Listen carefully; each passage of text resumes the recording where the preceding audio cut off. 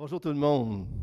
Vraiment une joie d'être avec vous ce matin. Je m'appelle Donald Rodier, comme Sylvain vient de le dire. Puis, bien sûr, j'étais pasteur à Saint-Hyacinthe. Je dis j'étais parce que euh, en décembre, j'ai terminé comme ancien, comme pasteur. Je suis toujours membre là-bas, mais j'ai passé le bâton l'année passée à Steve, qui était mon protégé. Et puis maintenant, l'Église continue avec l'équipe en place. Et moi, je suis à plein temps dans l'aumônerie.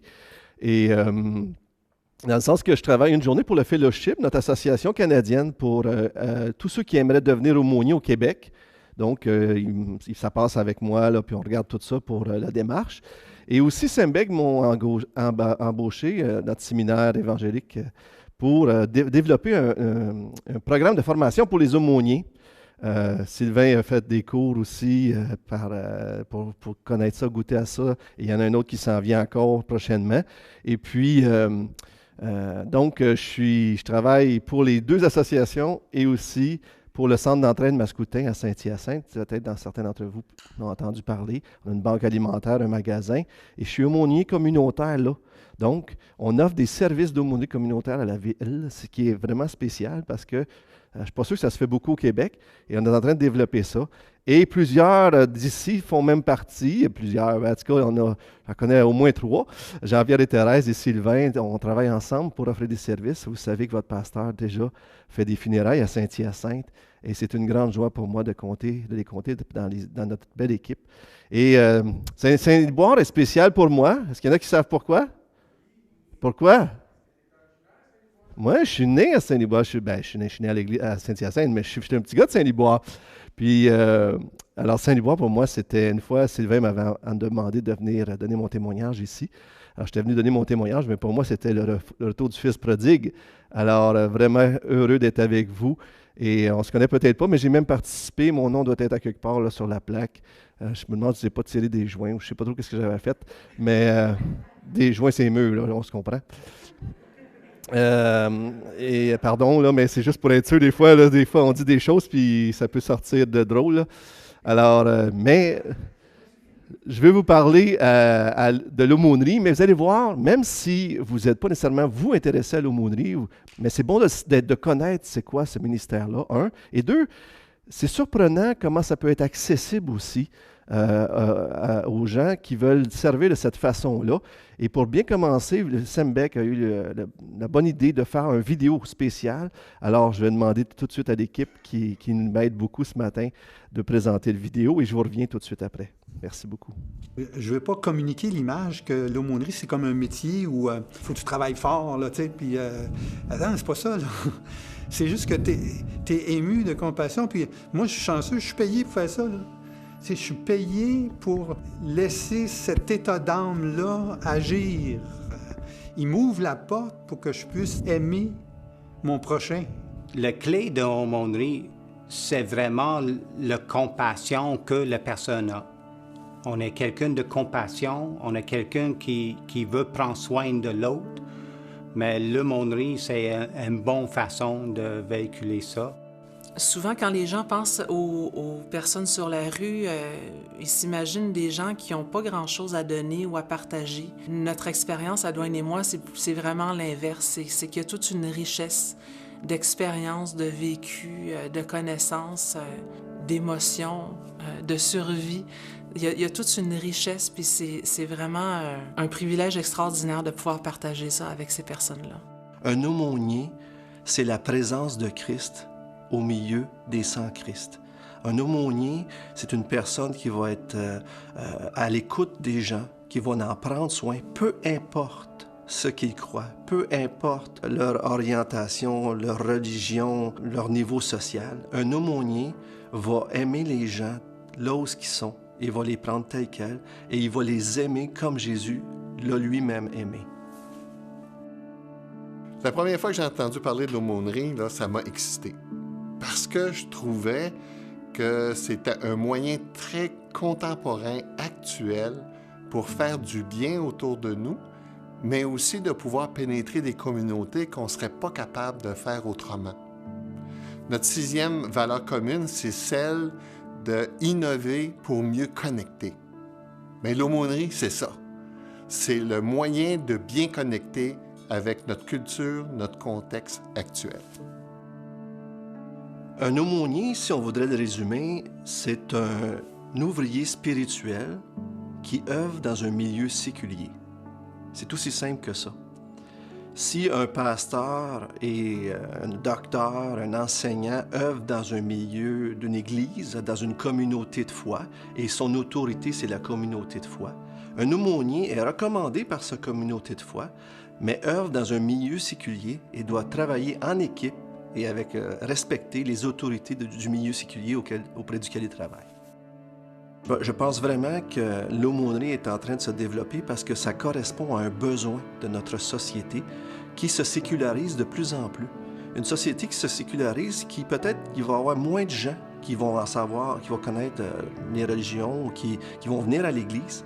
Alors l'aumônerie, c'est des gens de l'Église qui sortent de l'Église et qui vont vers les non-croyants pour leur parler, pour être la présence de Christ et pour leur parler de Dieu. Les trois types d'aumôniers qui existent sont les aumôniers de carrière, les aumôniers qu'on pourrait appeler de type missionnaire et les aumôniers bénévoles. Les aumôniers de carrière, bien sûr, c'est des hommes et des femmes qui vont servir comme une profession. C'est leur carrière, c'est leur gagne-pain, qu'on pourrait dire. Donc, ces gens-là vont trouver des endroits qui vont les embaucher comme aumôniers ou aujourd'hui, le terme qui est beaucoup employé, c'est intervenants en soins spirituels et qui vont être payés par la prison, par l'hôpital, par le lieu de travail au séculier qui les embauche. L'aumônier de type missionnaire est un aumônier qui va offrir ses services, mais gracieusement dans le milieu séculier, mais qui est soutenu par des chrétiens ou par des églises. Troisième type, c'est les aumôniers bénévoles. Et c'est merveilleux parce qu'un des plus grands nombres de personnes qu'on a dans les aumôniers, ce sont les aumôniers bénévoles. Hommes, femmes, jeunes et vieux, de tous les genres, on en a. C'est fascinant parce que l'accès pour devenir aumônier n'est pas compliqué comme faire un bac en théologie ou avoir des formations très compliquées. Oui, on encourage à la formation, mais ça peut être une formation sur le terrain, une formation théologique avec Sembec, mais sans crédit, etc., pour bien comprendre et pour être bien équipé à remplir ce rôle-là. Ce que j'apprécie présentement, ce qu'on est en train de faire, c'est qu'on veut faire un beau service à la gloire de Dieu en ayant des aumôniers compétents, en ayant des aumôniers qui sont formés. Je suis tellement reconnaissant pour Sembec parce qu'ils ont voulu être partenaires avec nous autres dans ce programme-là. Alors, ils ont donné les ressources, les moyens pour être capables d'avoir des bons programmes et d'avoir des bons professeurs. Je pense à Guy Gravel, à Dwayne Myriam. C'est fantastique d'avoir des gens compétents comme ça, être capable de bien former nos aumôniers afin qu'ils aient un bon témoignage partout où ils vont passer. Je crois qu'une personne qui veut jouer un rôle d'aumônier a besoin de théologie et a besoin de cours spécialisés en aumônerie. Sembec offre les deux, autant en auditeur libre qu'en programme accrédité. Et s'ils veulent par la suite, parce que le milieu l'exige, faire une formation spécialisée dans le domaine, ils vont y servir, tant mieux, mais ils auront tout le bon bagage pour être les meilleurs aumôniers efficaces sur le terrain en train de servir. Que ce soit au niveau d'une banque alimentaire, d'un salon funéraire, ou même comme bénévole pour servir auprès de la réinsertion sociale dans les prisons, ou même auprès des personnes âgées. Il y a toutes sortes d'avenues qui sont là. Il s'agit que les membres de l'Assemblée prient et se posent la question, mais de quelle façon est-ce que je pourrais servir mon grand Dieu à travers mes dons et les capacités qu'il m'a données dans la communauté? Et c'est vraiment fantastique parce qu'ils deviennent un témoignage vivant de l'amour de Christ et bien sûr une lumière dans ce monde qui en a tellement besoin.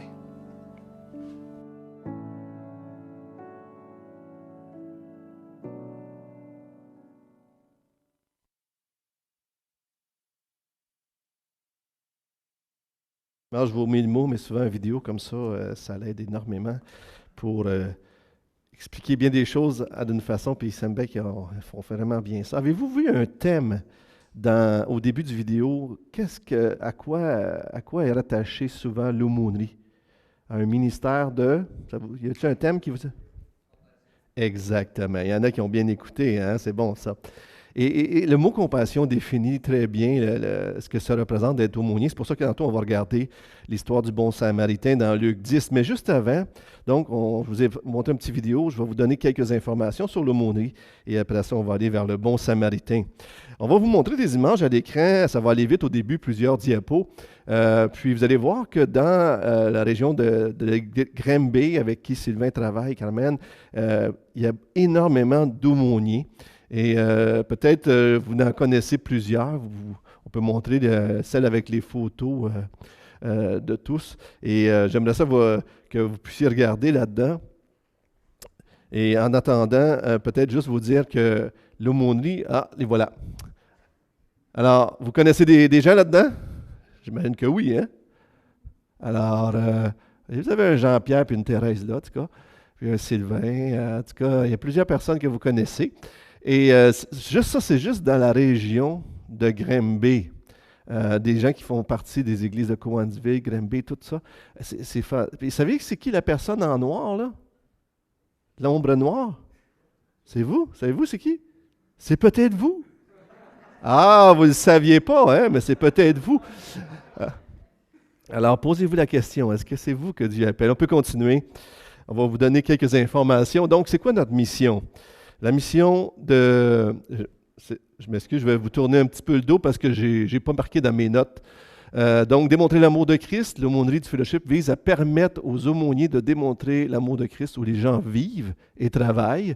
Alors, bien sûr, notre vision, c'est un prolongement dynamique de l'Église locale. On veut que l'aumônier soit un ambassadeur de l'Église locale pour produire des vies transformées. Amen? Hein? L'Évangile transforme des vies. Et bien sûr, une chose que j'aime dire aussi, c'est qu'on aime bâtir des ponts entre le chrétien et son prochain, entre une assemblée et sa communauté. La prochaine diapo nous montre beaucoup d'informations. En 2012, au Québec, il y avait un aumônier de notre association. Présentement, on est environ 70 aumôniers. Donc, en 10 ans environ, il y a eu une croissance énorme.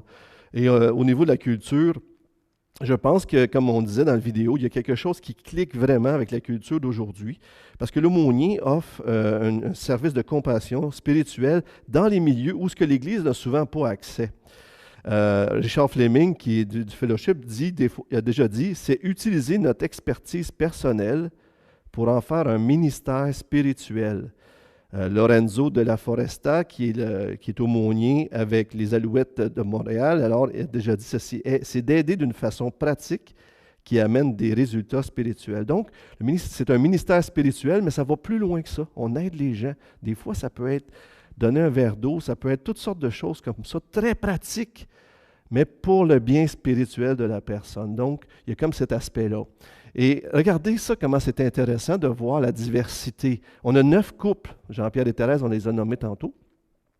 On a 19 femmes, 52 hommes, et la plupart sont des bénévoles.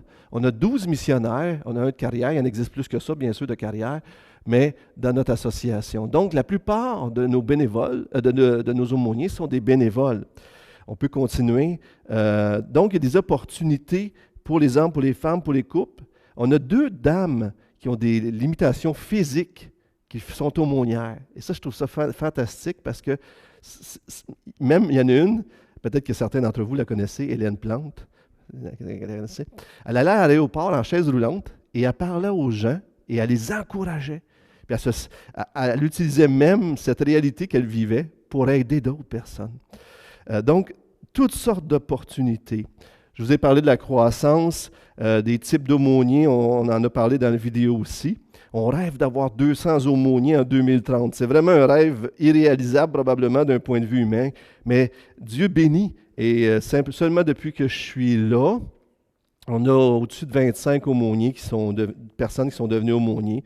Alors, c'est vraiment encourageant. Puis ce qui est le fun aussi, c'est que j'ai une jeune fille à Rivière-du-Loup qui veut devenir aumônière. Fait que là, on la coach, on est en train de regarder ça avec elle. Bien, toute jeune, mais elle a une formation pour être intervenante déjà. Fait que c'est vraiment... Puis en même temps, j'ai un monsieur Laurier qui est à Saint-Georges-de-Beauce qui est rentré avec sa femme dans une maison de personnes âgées, OK? Lui, parce qu'il est âgé, puis sa femme, puis il est devenu aumônier pour être aumônier dans la maison de personnes âgées. C'est fascinant, hein? Mais c'est ça l'aumônerie, c'est tellement diversifié. On a un bel exemple de Neil McGillivray en Ontario. Je pense qu'on a une diapo de ça. OK, je vous donne les différents secteurs. Ça, je les ai ici. Alors, mais vous voyez, il y en a différents. Là, 14 au Canada, je pense qu'on a une 14, mais une douzaine au Québec. Communautaire, personnes âgées, funérailles, étudiants, sportifs, aéroports, prison, réinsertion sociale, hospitalier, militaire, transport, police, pompiers, médias, affaires, et on pourrait en avoir d'autres. Il y en a toutes sortes de domaines. On peut continuer tout de suite. Alors, je vous parle de M. McGillivray.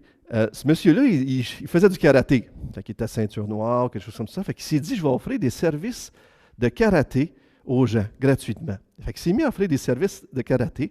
Puis avant qu'arrive tout le COVID, il y avait 1200 élèves. Vous avez vu les âges? De 4 ans à 66 ans. Il offrait ça gratuitement. Puis les gens venaient, puis à chaque fois, il prêchait l'Évangile. C'est fou! Pensez-y! Il y a quelqu'un ici, mettons, qui coiffe les cheveux. Elle pourrait dire, moi, je deviens une aumônière, je vais aller coiffer les cheveux des personnes âgées dans un centre de personnes âgées.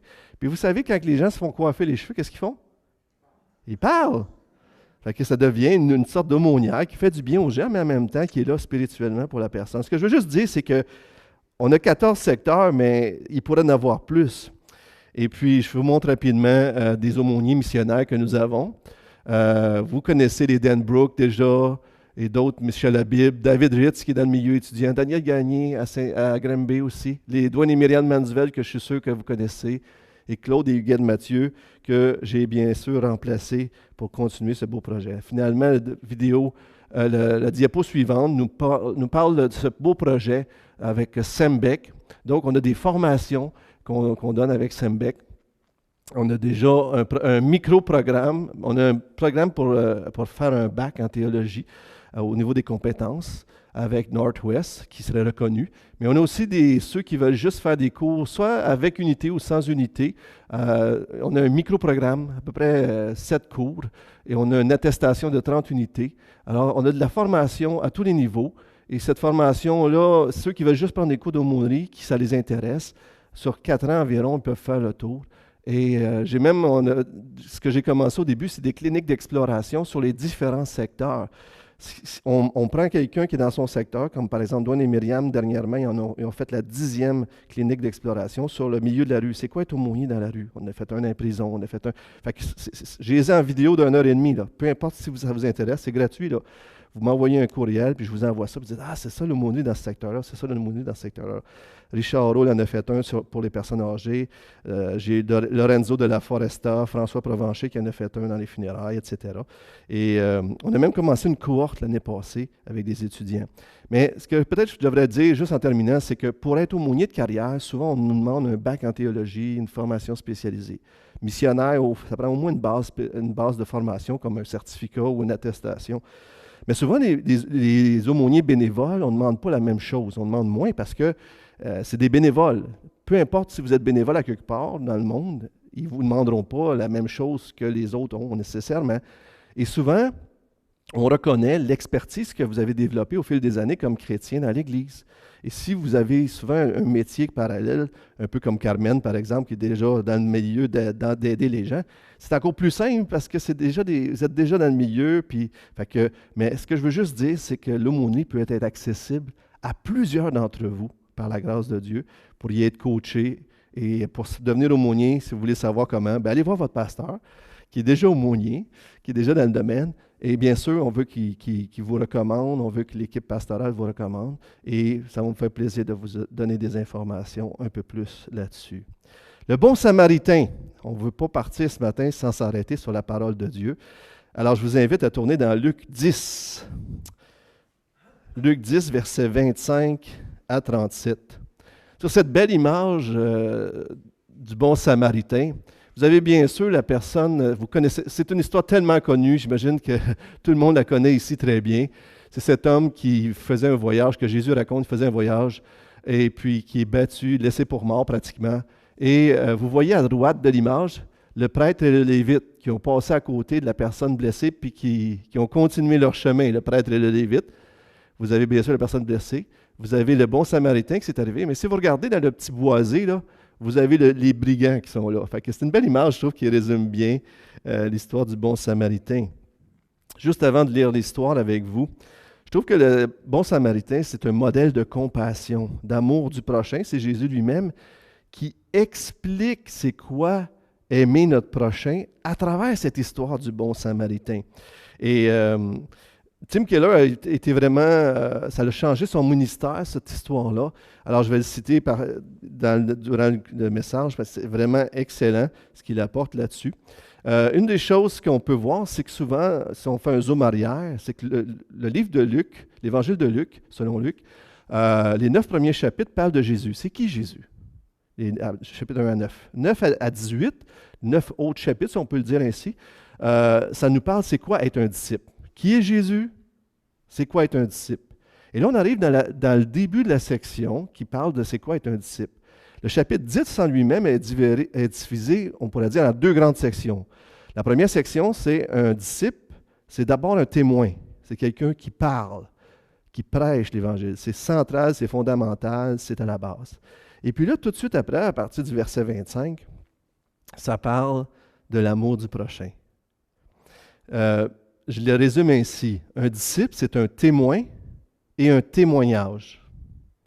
Un disciple est un témoin, mais sa personne, sa vie témoigne de la véracité, de la pertinence de l'Évangile.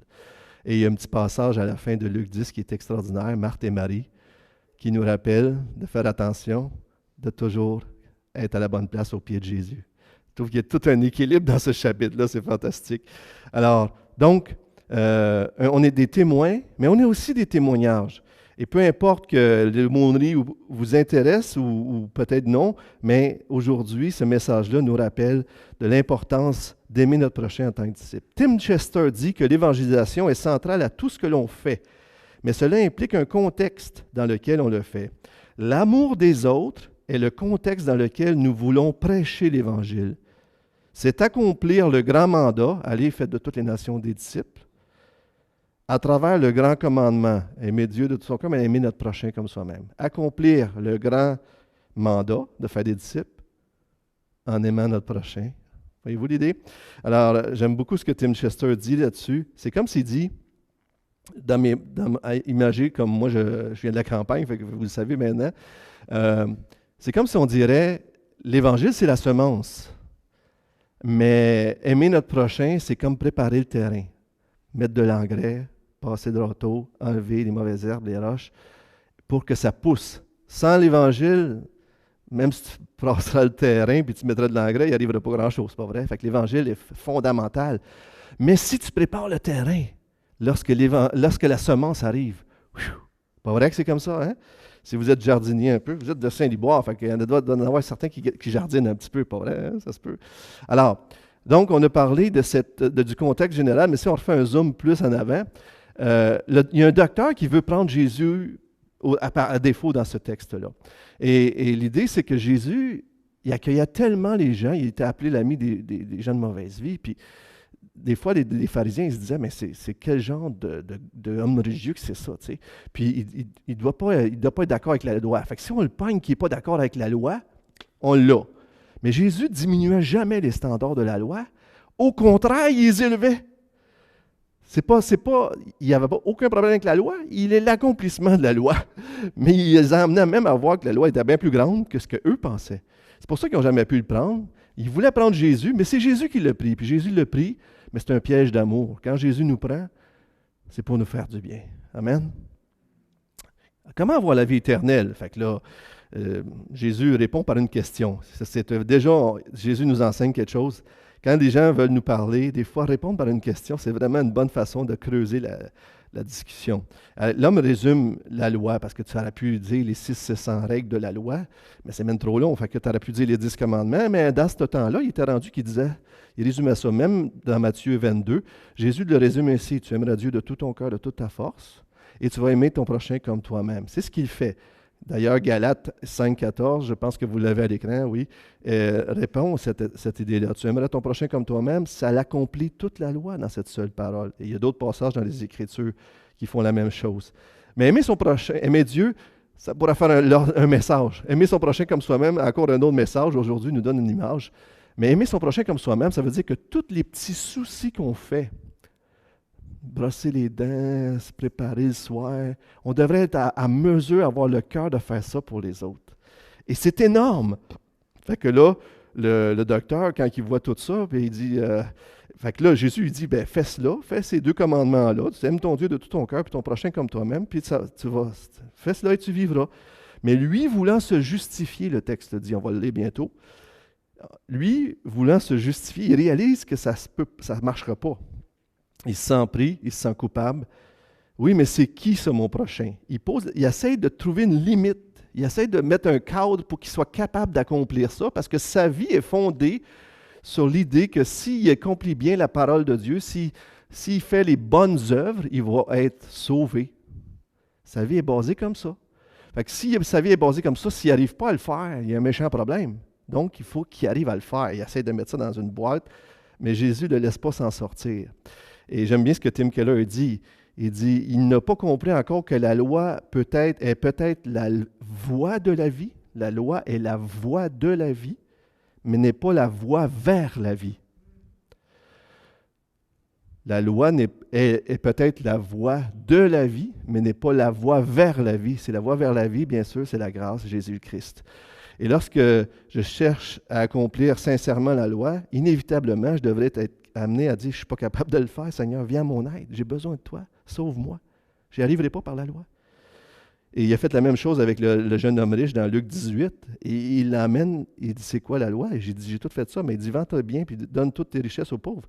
Et puis il l'amène à voir son propre cœur, et c'est ce que Jésus fait. Disons le texte, si vous voulez bien, la parole de Dieu.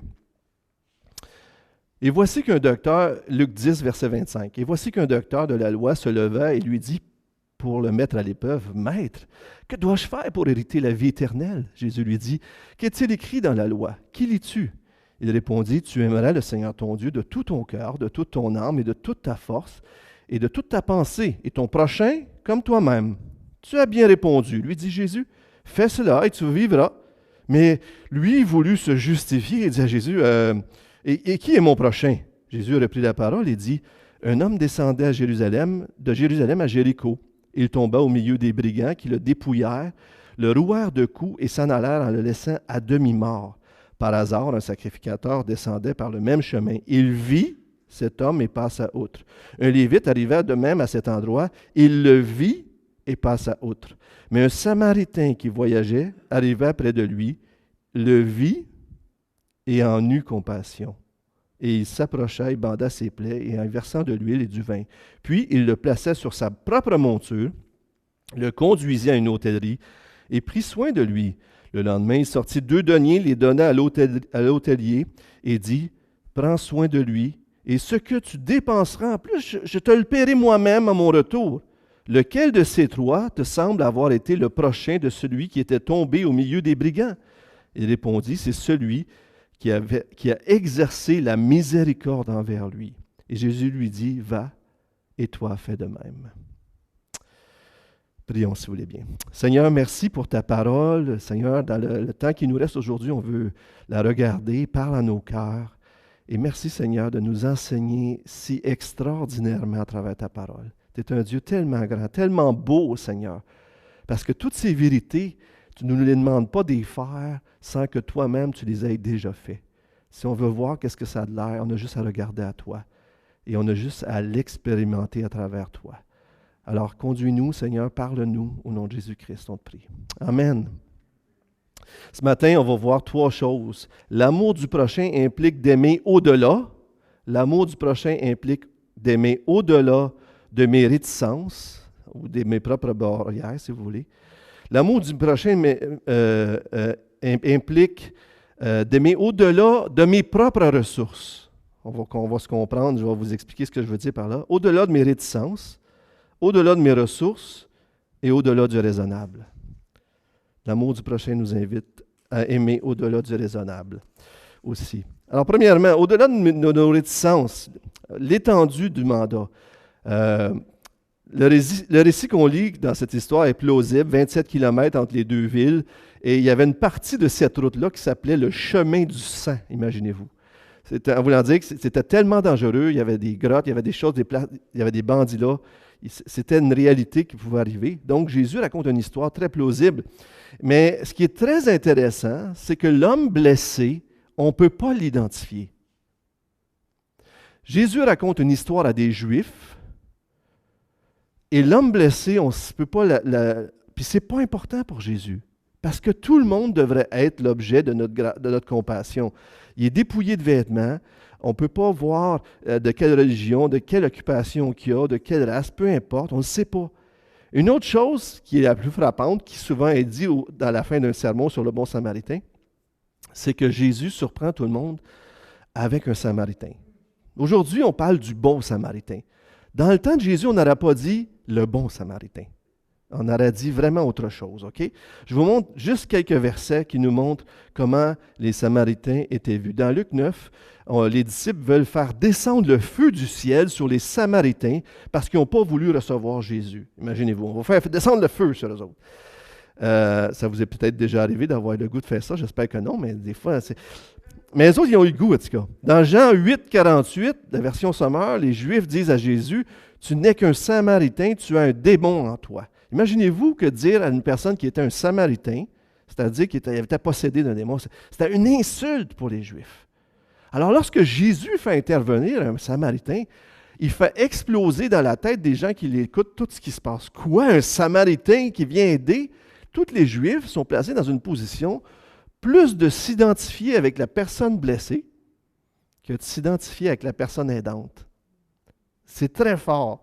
Et je ne le ferai pas ce matin, mais si vous changez juste un personnage, un ou l'autre, là, ça ne marche pas l'histoire. Il y a quelque chose qui va clocher. L'histoire est extraordinaire parce que Jésus l'a fait comme ça. Imagine, c'est comme si il amène les Juifs à se dire, imaginez-vous, c'est vous la personne coincée sur le bord de la route, c'est vous qui êtes mal pris, c'est vous qui êtes mourante, et la seule personne qui s'arrête pour t'aider est celui qui te voit comme un ennemi et qui voudrait... que si tu es blessé, il pense que c'est ce que tu mérites. Mais non, ce qu'il fait, c'est pas ça. C'est qu'il s'arrête et qu'il prend soin de toi. Quel effet ça aurait sur ta vie? Quel effet si la personne qui te voit comme un ennemi te ferait un acte de grâce de cette grandeur-là? Est-ce que ça ne te transformerait pas? Ça nous fait penser à quelqu'un, hein? On était les ennemis, mais Jésus nous a aimés alors qu'on était des ennemis. Mais c'est très fort, là, cette image-là. Et le docteur est confronté à sa méchanceté. Au verset 37, quand Jésus il dit, mais c'est qui a exercé, c'est qui a été l'ami qui a aimé son prochain? Il n'est même pas capable de dire c'est le Samaritain. Il dit c'est la personne qui a exercé la miséricorde. C'est trop dur pour lui de dire le Samaritain. Ça vous est peut-être déjà arrivé. Des fois, on n'est pas capable de dire des choses parce que c'est trop pour nous. Mais pour un Juif, il déteignait les Samaritains. Il y avait des croyances différentes, une façon de vivre, une historique différente aussi, au niveau du lignage. En tout cas, c'est toute une belle histoire, mais si vous voulez, vous pouvez creuser, c'est vraiment intéressant. Mais il n'est pas à hauteur. Déjà, le docteur, il est confronté avec son propre cœur et il n'est pas capable de dire « je suis capable d'aimer mon prochain ». Il est amené au bout de lui-même.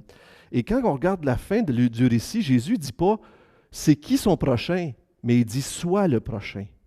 Vous vous souvenez de ce tournant à la fin, le docteur dit « oui, mais c'est qui mon prochain ?» Puis à la fin, Jésus il dit « cherche pas à savoir c'est qui ton prochain, toi, sois le prochain ». La bonne question n'est pas « qui dois-je aider ?» mais « suis-je une personne aidante ?» La bonne question n'est pas « qui dois-je aider ?» mais « suis-je une personne aidante qui cherche pas, de pas chercher qui, mais à être cette personne-là. » Et il n'y a pas de limite géographique, économique, religieuse, raciale, sociale, ou je ne sais pas en quoi pour Jésus. On devrait aider toutes les gens. Tim Keller dit ceci, écoutez bien, c'est vraiment bon. Regarde autour de toi les gens qui ne croient pas ce que tu crois, qui sont différents de toi, les gens que tu as tendance à dédaigner, et rencontre leurs besoins d'une telle façon, si concrète et avec un amour si sacrificiel, que cela les conduira à s'interroger sur ce que vous faites et seront prêts à entendre l'Évangile afin de donner un sens à cet amour. On devrait aimer les gens d'une façon si extraordinaire qu'ils vont se dire « c'est quoi ça? Je ne comprends rien. » Puis la seule chose qui va donner du sens à l'amour qu'on va leur donner, c'est l'Évangile. C'est l'Évangile, frères et sœurs. Il y a un homme qui est venu à la banque alimentaire, il s'appelait Gilles sans S. C'est drôle, c'est comme ça qu'il l'écrit. Puis au début, il nous avait bien avisé, parlez-moi pas de religion. Malheureusement, une personne qui avait été abusée, ou en tout cas, ça avait mal été avec la religion, vraiment. Puis il nous a avertis très clairement, moi puis Gilles Tessier, pasteur Gilles Tessier qui était aumônier aussi. Puis au fil du temps, nous autres, on a passé par-dessus, on prenait soin de lui, on jasait avec lui. Et aujourd'hui, il me texte encore pour me saluer. Il veut être enterré dans un cimetière évangélique. Il n'est même pas chrétien. C'est fou. Il a changé complètement sa façon de voir parce qu'on l'a aimé. Et puis, il était ouvert maintenant à entendre parler de Dieu. C'est fou comment l'amour des autres peut transformer les gens. Guy Gravel, qui était sur le vidéo, qui est décédé à la suite d'un cancer l'année passée, mais un homme qui incarnait l'aumônerie, a dit que sa première rencontre quand il est devenu aumônier, ce fut avec un prisonnier qui était un prisonnier notoire qui a passé dans les journaux. Imaginez-vous, il devient aumônier dans une prison d'homme pour homme, puis il s'en va, la première entrevue qu'il fait, il tombe devant un prisonnier qui a passé dans les journaux, à la télé, qui a fait des crimes abominables qui le répugnaient. Guy Gravel, il explique, il dit, je m'assis devant lui, puis la chaise reculait toute seule. Tellement, tu sais, c'était fort, tu sais. Fait que là, il dit, OK, il commence à dire bonjour, qu'est-ce que je peux faire pour toi, ou quelque chose comme ça. Fait que le gars, le prisonnier, bien sûr, un dur à cuire, il dit, j'ai la chienne. Il dit, quoi ta chienne? C'est quoi tu veux dire? Fait que là, il lui dit, j'ai peur. Il dit, j'ai le cancer, j'ai le sida, j'ai la cirrhose du foie, je vais mourir, j'ai peur de me retrouver devant Dieu. Là, Guy Gravel, il dit là, la chaise, c'est comme si elle repartait de l'autre bord. Elle s'est mise à se rapprocher. Puis il a fait quelque chose, Guy Gravel, qui n'était pas nécessairement permis, qui ne serait pas permis avec le COVID, qu'est-ce qu'on a vécu. Mais il a pris les mains du gars, puis il a prié avec lui. Lorsque on voit les gens à travers leur étiquette de leur vie, ça nous éloigne d'eux. Mais lorsqu'on voit la personne derrière le péché, lorsqu'on voit les souffrances, lorsqu'on voit le vide dans leur vie, ça nous attire et on veut connecter avec eux parce qu'ils ont besoin de même chose que moi j'ai besoin. J'ai besoin d'une façon incroyable et incontournable de Jésus-Christ. Et c'est exactement ce qu'il a besoin aussi. Donc, on doit aimer au-delà de nos barrières, frères et sœurs. On doit aimer. Jésus n'a pas gardé la distance. Il est parti du ciel et s'est incarné pour venir nous sauver, pour venir te sauver, pour venir nous sauver. Deuxièmement, on doit aimer au-delà de nos ressources, de mes ressources, la communauté que j'aimerais vous parler. Vous savez, c'est très intéressant si vous regardez ce que le Samaritain a fait, c'est l'amour du prochain, là. Et c'est tout physique et on pourrait dire holistique, aujourd'hui on dirait ça. C'est avec les ressources qu'il a, il remplit juste des besoins de base. Soins physiques, médicaux, transport, protection, hospitalité, financière, émotionnelle.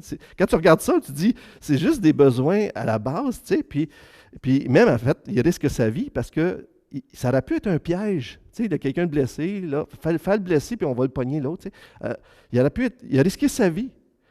Mais est-ce que vous saviez que du 2e au 12e siècle, le bon samaritain, la parabole, a reçu une interprétation qui n'a jamais pratiquement varié. Je ne dis pas qu'on est d'accord avec ça, là. Puis Calvin n'était pas d'accord, puis il y avait un jugement très sévère sur cette interprétation allégorique-là. Mais ça l'illustre bien quand même, regardez bien. Il disait, le voyageur, c'est l'homme. Les brigands qui l'attaquent, ce sont les forces du mal. Le prêtre et le lévite qui passent sans se détourner, c'est la loi mosaïque. Le bon samaritain, c'est le Christ. Et l'hôtellerie, c'est l'Église. Ainsi, la parabole du bon samaritain n'est autre que l'histoire de l'humanité depuis la chute jusqu'à la rédemption, nous dit François Kiévreux. Mais comme je vous dis, ce n'est pas l'interprétation que je vous donne. Je vais juste vous montrer comment les chrétiens l'ont vu d'une façon allégorique. Mais je me sers de ça pour vous montrer que le bon samaritain a été dans une hôtellerie, puis il ne pouvait pas tout faire. Il a laissé des sous, puis il y a quelqu'un d'autre qui a continué le travail. Et je trouve ça très important, puis je surfe là-dessus, si vous me permettez l'expression, pour vous parler de l'importance de la communauté et de l'Église. C'est très difficile de prendre soin d'une personne dans le besoin. Si vous n'êtes pas convaincu, parlez à votre sœur qui travaille dans le milieu. Ça prend souvent un village pour élever un enfant, mais ça prend souvent une communauté pour aider les gens qui sont dans le besoin. Parce que ça tire tellement de jus qu'une personne seule, là, j'ai connu un couple, là, il voulait aider, il recevait les gens chez eux, il était en train de se brûler. C'est trop. L'Église est une ressource extraordinaire pour prendre soin des gens, puis on a besoin de faire ça en équipe.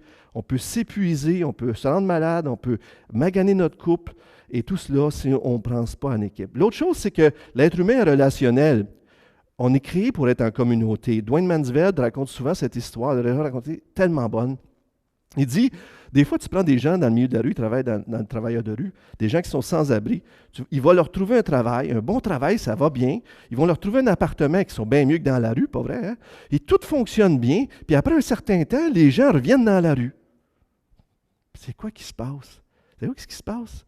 C'est que les gens qui travaillent, un bon travail, un bon revenu peut-être, puis un bon appartement, ils connaissent personne. Ces gens-là avec qui je travaille, je ne les connais pas.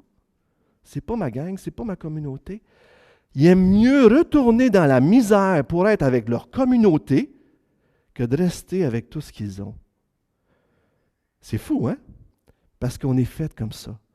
L'Église de Jésus-Christ offre ça. Une personne qui sort d'un milieu malsain pour lui a besoin d'un milieu qui va l'aimer, puis d'en prendre soin, puis l'entourer.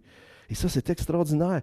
Une autre chose pour terminer là-dessus, on pourrait en dire sûrement beaucoup, mais une communauté d'Église aussi offre quelque chose d'extraordinaire qui est, si moi je fais quelque chose de gentil avec quelqu'un, je vais passer pour un bon gars. Hein?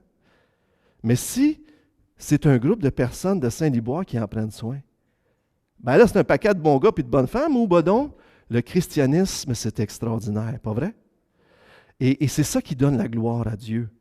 On ne veut pas juste que la gloire nous revienne à nous. On veut pas ça, même du tout. On veut remettre ça tout à Jésus-Christ parce que c'est lui la source de tout ça. L'Église, les chrétiens, vous êtes une ressource incroyable pour votre société. Est-ce que vous saviez ça?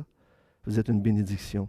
Guy Gravel disait que l'aumônerie transcende les différents secteurs qui sont offerts souvent parce que l'aumônerie ou le christianisme apporte une raison à la souffrance, apporte de l'espoir, apporte un sens à la vie. Mais moi, j'ajoute aussi, le christianisme apporte une communauté aimante. Dieu même nous a sauvés à travers la Trinité. Troisièmement, aimer au-delà du raisonnable. Donc, on doit aimer au-delà de nos propres limites, de nos réticences. On doit aimer au-delà de nos propres ressources personnelles, mais on doit aussi aimer au-delà du raisonnable et porter le fardeau. Et voyez-vous, le prêtre et le lévite passe, il voit la personne, mais il continue. Et le prêtre et le lévite, c'est des gens religieux qui marchent selon la loi. Mais la loi n'est pas suffisante pour amener une personne à payer le prix. En fait, c'était raisonnable ce qu'ils ont fait parce qu'ils pouvaient se rendre impurs en touchant un mort. S'il était là sur le bord de la route, c'est peut-être un mort. Si je le touche, la Bible, l'Ancien Testament disait on peut se rendre impur dans Nombre 19. Puis là, je ne pourrais plus offrir mon service à Dieu. Je ne pourrais plus servir Dieu si j'y touche. Et là, c'était raisonnable de ne pas le faire. Mais pour Jésus, ce n'était pas raisonnable du tout. Il faut aller au-delà du raisonnable. Il y a toutes sortes de bonnes excuses qu'on peut se donner. Et là, je vais vous faire sentir coupable, OK? Quelqu'un d'autre va s'en occuper.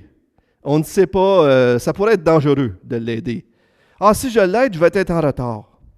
Ah, ça va prendre de mon temps et de mon argent si je l'aide. C'est peut-être le jugement de Dieu. Si je l'aide, j'empêche le jugement de Dieu. Tu sais. J'ai un appel beaucoup plus important à faire, plus grand. C'est du trouble, ce n'est pas mon don. C'est au gouvernement de s'en occuper de ces gens-là. Et c'est de sa faute. C'est de sa faute. On devrait, frères et sœurs, remercier Dieu que Dieu n'a pas pensé de même pour nous. Hein? Toutes ces excuses-là tombent à l'eau avec Jésus-Christ et ce qu'il a fait pour nous. S'il disait, tous ceux qui le méritent, je vais aller sur la terre s'il y a quelqu'un qui mérite d'être sauvé. Il vient de se sauver un voyage, pas vrai? Hein? Jésus n'avait pas besoin de venir. Il n'est pas venu parce qu'on le méritait. Il est venu parce qu'on en avait besoin, parce qu'il nous a aimés. La moralité, la loi, la culpabilité, si vous vous sentez coupable, vous dites « je vais en faire plus », ça ne marche pas, ça. C'est pas ça qui marche. C'est ce que Sylvain disait tantôt, c'est ce qu'on parlait.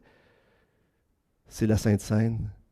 C'est parce que Jésus nous a aimés, qu'on est transformés, puis qu'on peut aimer à notre tour, gracieusement.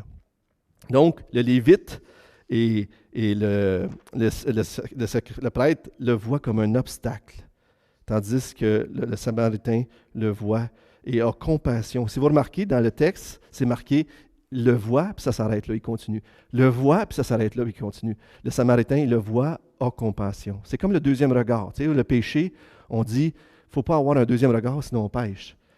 La compassion, c'est l'inverse. Il faut que tu aies un deuxième regard, ou sinon tu ne s'accomplit pas.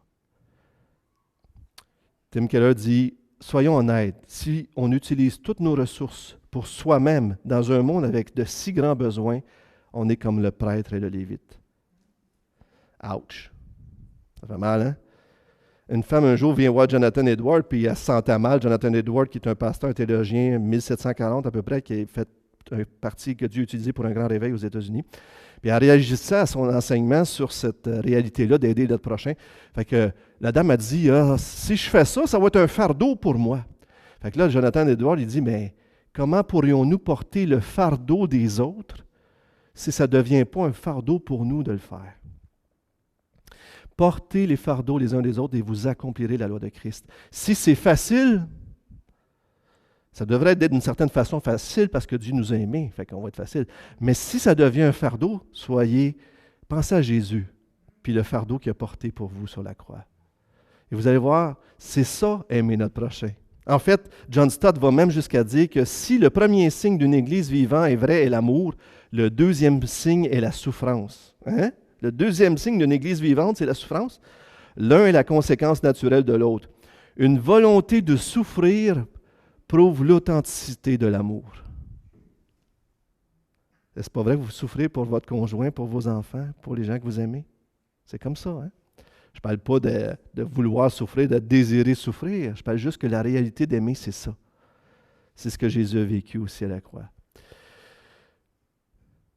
La réponse si on veut y aller face à la culpabilité, je vous dis arrêtez tout de suite. Ce n'est pas la culpabilité qui va vous aider à aller de l'avant dans ce domaine-là. C'est de nous voir à la place de cet homme blessé et de voir que Jésus est le bon Samaritain par excellence qui s'est arrêté et qui a payé le prix ultime à la croix pour chacun de nous. Si je vois dans la personne dans le besoin que je fais face jour après jour, un rappel constant de mon expérience de la grâce de Dieu, si à chaque fois je vois une personne dans le besoin, je me dis, c'est exactement ce que j'étais et ce que je suis sans Jésus-Christ. C'est là que ça va être motivé, je vais être motivé parce que je goûte à l'amour de Dieu envers moi, je vais pouvoir l'offrir gracieusement aux autres.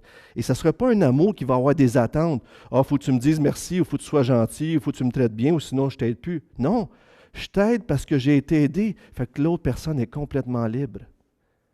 Et est aussi libre de pouvoir l'accueillir et de goûter à un amour que Dieu veut lui offrir. Je termine avec ceci, la clé. Le mot « compassion » dans le texte, au verset 33, « Il fut ému de compassion » dans les évangiles synoptiques, Amar Jabala dit que ça revient constamment à propos de Jésus ou de Dieu. C'est toujours à propos de Jésus et de Dieu, ce mot-là. Et c'est un mot qui dit, il dit « J'ai eu compassion », il agit. Quand tu vois ce mot-là, pitié, compassion, miséricorde, c'est un mot qui dit « J'ai ça, puis j'agis ». Jésus a ça, il agit. Il a eu compassion de la mère qui a perdu son fils unique. Il a compassion, il ressuscite. Il a compassion, il nourrit la foule. Il a compassion. Voyez-vous l'idée? Alors, c'est vraiment un mot qui pousse à l'action. Mais dans l'Ancien Testament, Dieu a compassion d'Israël, il envoie Moïse. Dans le Nouveau Testament, on voit que Dieu a compassion de l'humanité, il envoie Jésus dans Luc 1, 118. Et dans le Nouveau Testament, encore, on voit que Jésus a compassion de la foule. Dans Matthieu 9, il dit « Priez le maître de la moisson, envoyez des ouvriers de la moisson. » Et au chapitre 10, il envoie ses disciples. Lorsque quelqu'un est venu vers vous pour vous aimer, prendre soin de vous, pour prêcher l'Évangile, c'était l'expression de la compassion de Dieu pour vous. Et lorsque vous allez vers d'autres personnes, leur parler de l'Évangile ou les prendre soin d'eux, c'est Dieu qui est en train d'exprimer sa compassion à travers vous pour ces personnes-là. Je termine avec un dernier PowerPoint, je pense. Oui, merci. Je termine avec ceci. Je m'excuse, c'était un petit peu plus long. La vie est comme une rivière qui nous entraîne et nous expose à toutes sortes de dangers désespérants. Les différentes religions du monde nous donnent divers conseils le long de la rivière. Krishna dit que les rapides sont des illusions. Bouddha dit que de se laisser aller avec les flots, la plupart des autres religions disent « Nage encore plus fort ». Mais Jésus, lui, est venu dans la rivière avec nous. Même si nous étions ses ennemis, frères et sœurs, il est venu dans la rivière avec nous pour donner sa vie pour nous en sortir. Seigneur, merci pour ce temps ce matin. Je te prie de bénir ta parole dans les cœurs de tous, Seigneur, et donne-nous d'aimer notre prochain comme nous-mêmes, Seigneur, de la même façon que tu nous as aimés. Et ça, on va le faire seulement lorsqu'on va recevoir, croire et accepter tout cet amour que tu déverses sur nous. En Jésus-Christ, on te prie. Amen.